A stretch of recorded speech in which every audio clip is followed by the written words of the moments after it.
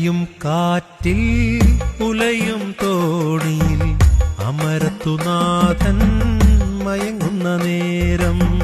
അലയും കാറ്റിൽ ഉലയും തോണിയിൽ അമരത്തുനാഥൻ മയങ്ങുന്ന നേരം.